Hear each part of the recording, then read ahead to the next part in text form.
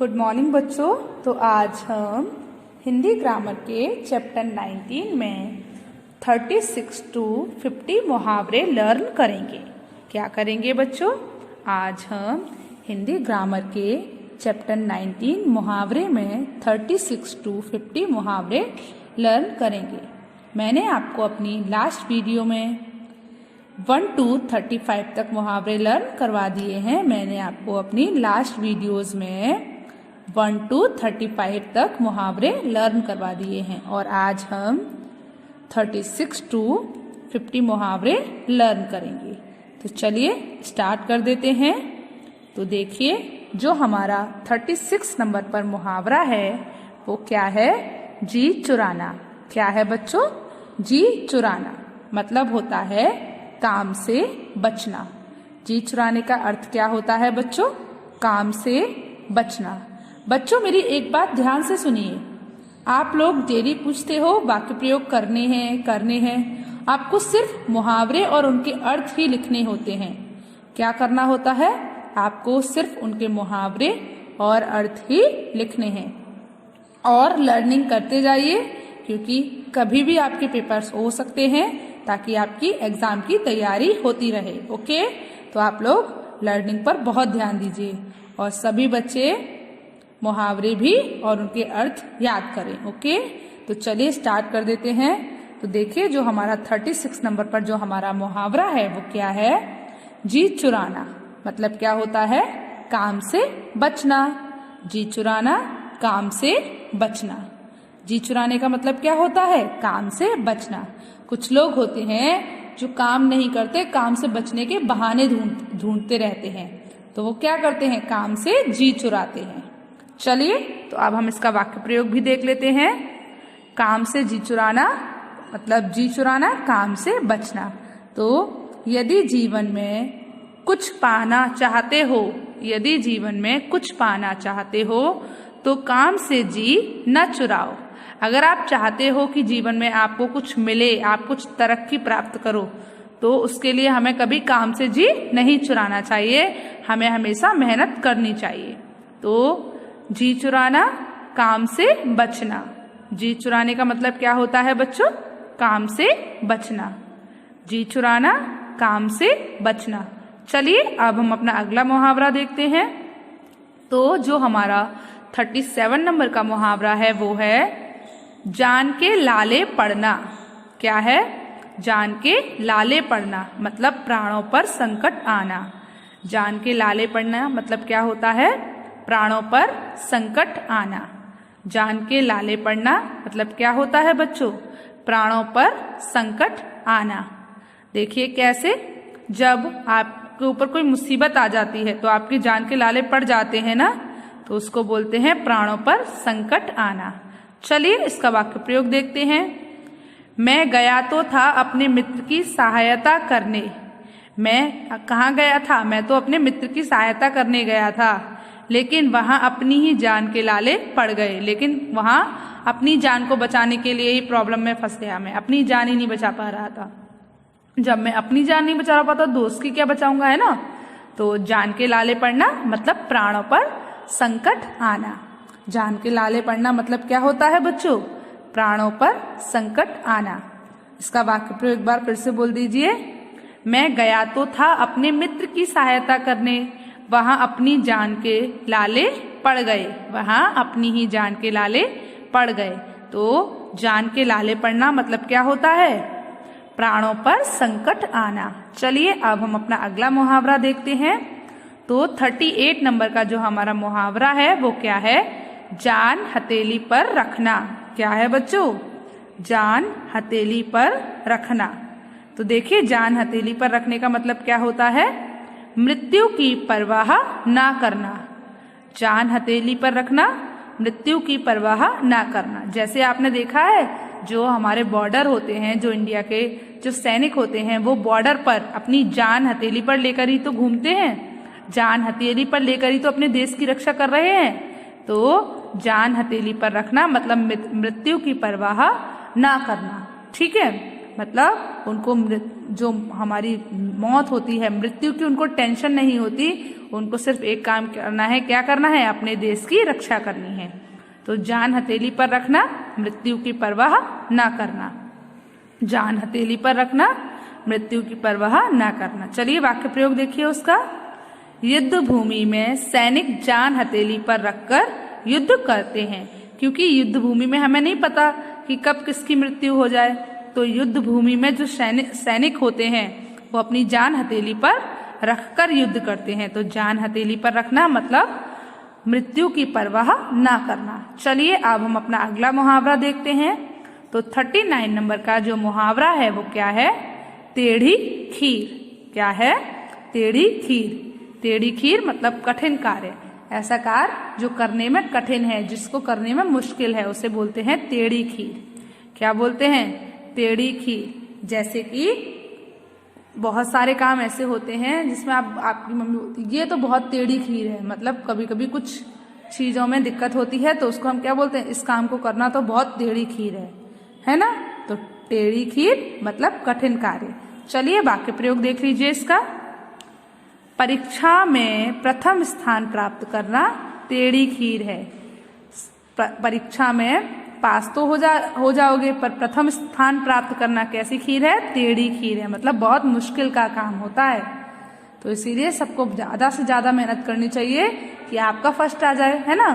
तो प्रथम स्थान प्राप्त करने के लिए बहुत मेहनत करनी पड़ती है, तो इसीलिए टेढ़ी खीर कठिन कार्य। तो परीक्षा में प्रथम स्थान प्राप्त करना क्या है? टेढ़ी खीर है। और टेढ़ी खीर का मतलब क्या होता है? कठिन कार्य। टेढ़ी खीर कठिन कार्य। टेढ़ी खीर का अर्थ क्या होता है बच्चों? कठिन कार्य। चलिए अब अगला देखते हैं। तो 40 नंबर का जो हमारा मुहावरा है वो क्या है? तुल जाना। तुल जाना मतलब आमादा होना। तुल जाने का मतलब क्या होता है? आमादा होना। तुल जाना, आमादा होना। तुल जाना मतलब क्या हुआ बच्चों? आमादा होना। मतलब कभी कभी कुछ लोग होते हैं जो लड़ाई झगड़ा करने पर तुल जाते हैं, मतलब वो चाहते ही हैं कि लड़ाई झगड़ा हो, कैसे भी ना कैसे लड़ाई झगड़ा हो। तो वो क्या है?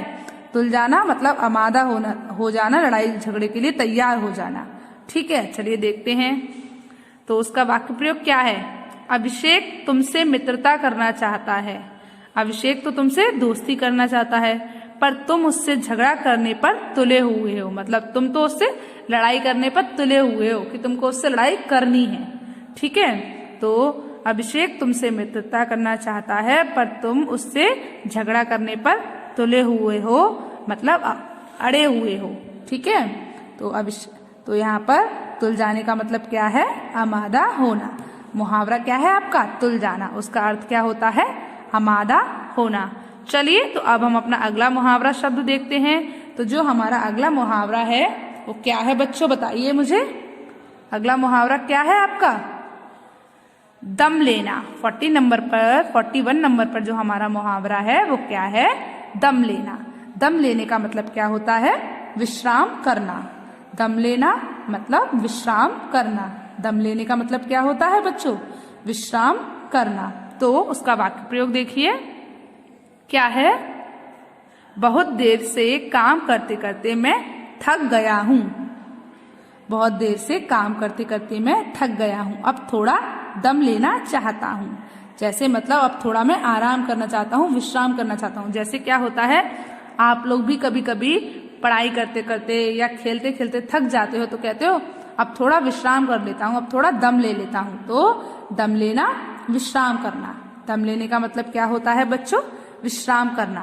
दम लेना, विश्राम करना। दम लेने का मतलब क्या है? विश्राम करना। तो आपको समझ आया? चलिए तो अब हम अपना अगला मुहावरा देखते हैं। तो 42 नंबर का जो मुहावरा है हमारा वो क्या है? दीपक बुझ जाना। दीपक बुझ जाना मतलब किसी की मृत्यु हो जाना। जैसे किसी के घर में किसी की डेथ हो जाती है तो उसके घर का एक दीपक बुझ जाता है। तो दीपक बुझ जाना मतलब मृत्यु हो जाना। दीपक बुझ जाना मतलब क्या होता है बच्चों? मृत्यु हो जाना। ठीक है, तो जो हमारा वाक्य प्रयोग है उसको देख लेते हैं। अब डॉक्टर को बुलाने से क्या फायदा? अब तो दीपक बुझ चुका है। मतलब किसी की डॉक्टर के आने से पहले मृत्यु हो गई तो लोग क्या कह रहे हैं, अब डॉक्टर को बुलाने से क्या फायदा, अब तो जो व्यक्ति है वो मर चुका है, उसकी मृत्यु हो चुकी है। तो दीपक बुझ जाना मतलब क्या होता है बच्चों, मृत्यु होना। दीपक बुझ जाना, मृत्यु होना। ठीक है, चलिए तो अब हम अपना अगला मुहावरा देखते हैं। तो 43 नंबर पर जो हमारा मुहावरा है वो क्या है, नींव डालना।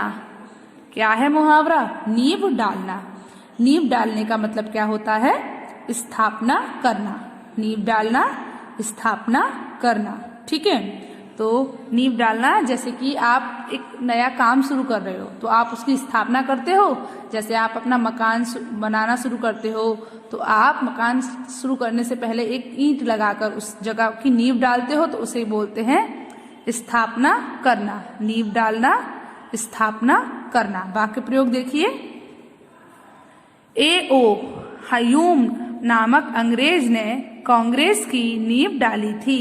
मतलब उसने कांग्रेस की स्थापना की थी, उसने कांग्रेस को स्टार्ट किया था। ठीक है, जिसका नाम क्या था बच्चों, ए.ओ. ह्यूम नामक अंग्रेज। क्या नाम था उनका, उन अंग्रेज का नाम क्या था, ए.ओ. ह्यूम। ठीक है, तो ए.ओ. ह्यूम नामक अंग्रेज ने कांग्रेस की नींव डाली थी, मतलब कांग्रेस की स्थापना की थी। नींव डालने का मतलब क्या होता है, स्थापना करना। नींव डालना, स्थापना करना। चलिए तो अब हम अपना अगला मुहावरा देखते हैं। तो जो हमारा अगला मुहावरा है वो क्या है बच्चों, 44 नंबर पर जो मुहावरा है वो है 9-2-11 होना। क्या है, 9-2-11 होना मतलब भाग जाना। 9-2-11 होना मतलब भाग जाना। जैसे कि कोई सामान टूट गया और मम्मी को आते देख बच्चे 9-2-11 हो गए, मतलब उस जगह से भाग गए। चोर पुलिस को देखते ही 9-2-11 हो जाते हैं, भाग जाते हैं ना। तो 9-2-11 होना, भाग जाना। 9-2-11 होना, भाग जाना। चलिए वाक्य प्रयोग भी देख लेते हैं इसका। पुलिस के आते ही सभी शरारती तत्व 9-2-11 हो गए।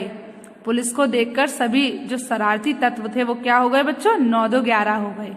तो 9-2-11 होना, भाग जाना। 9-2-11 होना क्या होता है, भाग जाना। चलिए अब हम अपना अगला मुहावरा देखते हैं। तो 45 नंबर पर जो हमारा मुहावरा है वो क्या है, प्राणों की बाजी लगाना। प्राणों की बाजी लगाने का मतलब क्या होता है बच्चों, बताइए। जान को जोखिम में डालना। प्राणों की बाजी लगाना, जान को जोखिम में डालना। मतलब किसी को, जैसे अगर कोई व्यक्ति तालाब में डूब रहा है और आप अपने जान की चिंता ना करते हुए उस व्यक्ति को बचा रहे हो, तो आप क्या कर रहे हो, अपने प्राणों की बाजी लगा रहे हो, मतलब जान को जोखिम में डाल रहे हो। तो प्राणों की बाजी लगाना मतलब क्या होता है, जान को जोखिम में डालना। चलिए देखते हैं इसका वाक्य प्रयोग। प्राचीन काल में नए स्थानों की खोज करने वाले लोग प्राणों की बाजी लगाकर यात्रा पर निकलते हैं।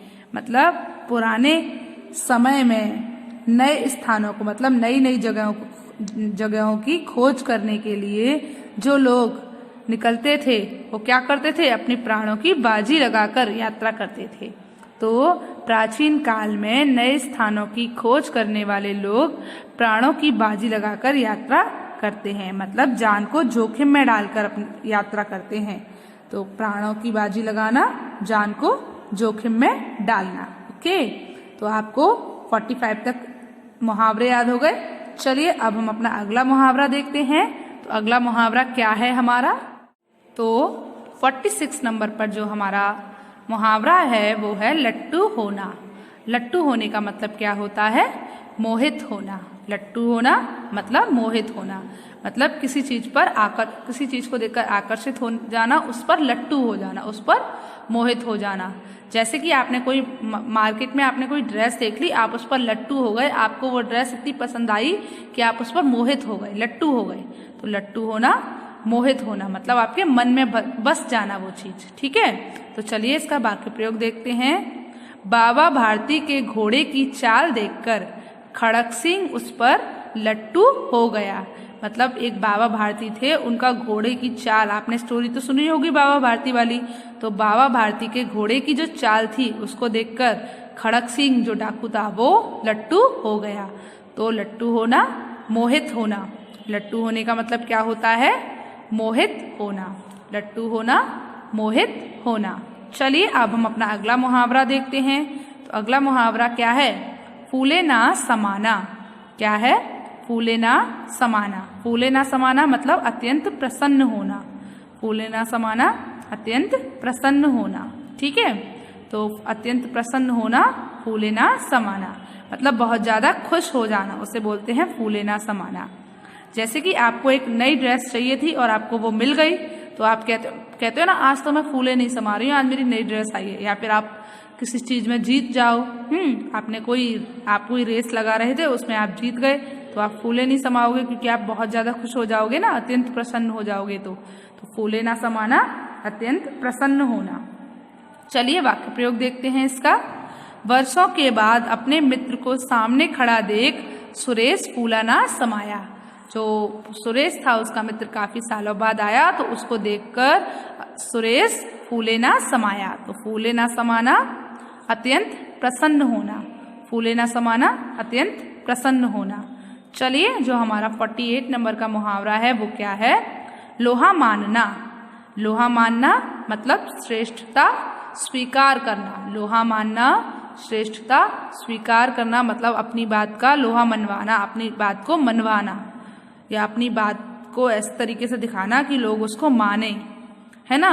तो उसका मतलब क्या होता है? श्रेष्ठता स्वीकार करना। लोहा मानना, श्रेष्ठता स्वीकार करना। ठीक है, चलिए उसका वाक्य प्रयोग देखते हैं। सच्ची लगन और जन्मजात प्रतिभा वाले व्यक्ति का एक दिन सभी लोग लोहा मानते हैं। मतलब सच्ची लगन हो जिस व्यक्ति के अंदर और बहुत प्रतिभा हो, उस व्यक्ति का एक दिन सभी लोग लोहा मानते हैं। मतलब उस व्यक्ति को एक दिन सभी लोग मानते हैं। ठीक है, तो लोहा मानना, श्रेष्ठता स्वीकार करना। लोहा मानना का मतलब क्या होता है? श्रेष्ठता स्वीकार करना। चलिए अब हमारा जो 49 नंबर का मुहावरा है वो क्या है? हाथ पांव फूलना। क्या है? हाथ पांव फूलना। हाथ पांव फूलने का मतलब क्या होता है? घबरा जाना। हाथ पांव फूलना, घबरा जाना। तो देखिए वाक्य प्रयोग क्या है? जंगल में बाघ को देखकर विनीत के हाथ पांव फूल गए। मतलब जंगल में उसने एक बाघ देख लिया, तो उससे क्या हो गया? उसके हाथ पांव फूल गए, वो घबरा गया। ठीक है, तो घबरा जाना, हाथ पांव फूलना। हाथ पांव फूलना, घबरा जाना। हाथ पांव फूलना, घबरा जाना। हाथ पांव फूलने का मतलब क्या होता है? घबरा जाना। चलिए तो अब हम अपना अगला मुहावरा देखते हैं। तो जो हमारा 50 नंबर का मुहावरा है वो क्या है? हाथ खींचना मतलब अलग हट जाना। हाथ खींचना मतलब अलग हटना। कुछ व्यक्ति ऐसे होते हैं जो बहुत स्वार्थी होते हैं, बहुत लालची होते हैं। तो वो क्या करते हैं? जब वो मार्केट जाते हैं तो कम खर्च की वजह से अपना हाथ खींच लेते हैं, मतलब अपने हाथ को थोड़ा पीछे कर लेते हैं कि हमें पैसा ना देना पड़ जाए। तो उसको क्या बोलते हैं? हाथ खींचना या फिर अलग हट जाना। तो देखिए वाक्य प्रयोग। अपना स्वार्थ सिद्ध होते ही रवि ने संयुक्त उद्यम से अपने हाथ खींच लिए। मतलब रवि का जैसे ही अपना जो रवि का स्वार्थ था वो पूरा हुआ, उसके बाद उसने संयुक्त उद्यम में से अपने हाथ खींच लिए। तो हाथ खींचना, अलग हटना। हाथ खींचना मतलब क्या? अलग हटना। हाथ खींचने का मतलब क्या होता है बच्चों? अलग हटना। तो आपको बताइए, आपको 36 to 50 मुहावरे लर्न हो गए? बोलिए। तो आज आपको होमवर्क में क्या करना है? आज आपको होमवर्क में 36 to 50 मुहावरे और उनके अर्थ अपनी हिंदी ग्रामर की फेयर नोटबुक में लिखनी है। क्या करना है? आज आपको होमवर्क में 36 to 50 मुहावरे और उनके अर्थ अपनी हिंदी ग्रामर की फेयर नोटबुक में लिखने हैं, साफ और सुंदर राइटिंग में। कैसी राइटिंग में? साफ और सुंदर राइटिंग में। तो बच्चों आज के लिए बस इतना ही। आपको 36 to 50 मुहावरे याद करने हैं और अपनी हिंदी ग्रामर की फेयर नोटबुक में लिखना है। ओके, चलिए गुड बाय।